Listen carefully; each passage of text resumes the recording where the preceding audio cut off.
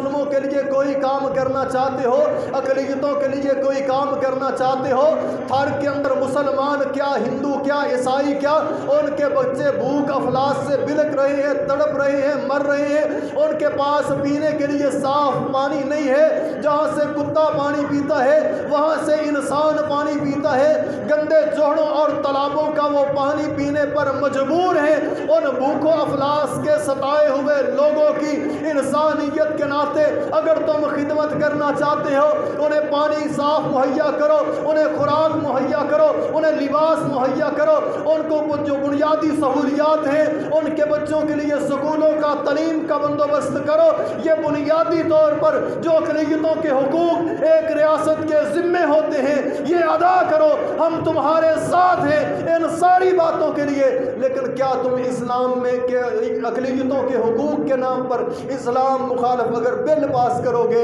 تو پھر انشاءاللہ تبارک و تعالی ہم تمہارے رستوں کے اندر بند ضرور باندھیں گے، اور اس پاکستان کے اندر جو اسلام کے نام پر بنا، کلمہ لا الہ الا اللہ کے نام پر بنا، شاید آپ لوگ واقف نہ ہوں، آج تک کسی ہجرت کے اندر اتنی قربانیاں نہیں ہوئی جتنی ہجرت پاکستان کے لیے قربانیاں دی گئی۔ لوگ کہتے ہیں پاکستان جب بنا ہجرت کے وقت 20 لاکھ لوگ قربان ہوئے، میں کہتا ہوں اس سے زیادہ ہے۔ یہ تو 20 لاکھ وہ تھے جو ہندوستان سے پاکستان منتقل ہوتے ہوئے شہید ہو گئے۔ یہ تحریک جو ہے اس وقت کی نہیں تھی، یہ تحریک تو 1857 سے چلی تھی، 1857 سے لے کر 1947 تک یہ کتنے مسلمان جو ہیں وہ شہید کیے گئے، کچھ علماء کو چوکوں چراہوں رستوں کے اندر پھانسیاں دی گئیں، اور وہ مسلمان جو سید احمد شہید کے ساتھ، شاہ اسماعیل شہید کے ساتھ، اور جو ہے وہ تحریک لال ریشمی رومال کے اندر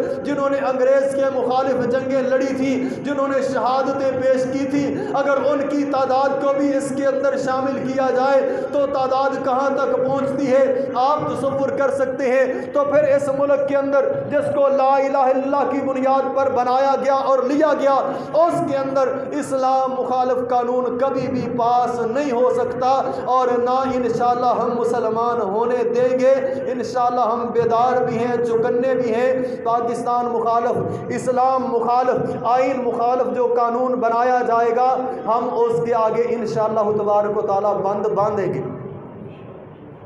یہ اتنی بات نہیں ہے کہ جی بچہ جو ہے وہ اسلام قبول نہیں کر سکتا، حالانکہ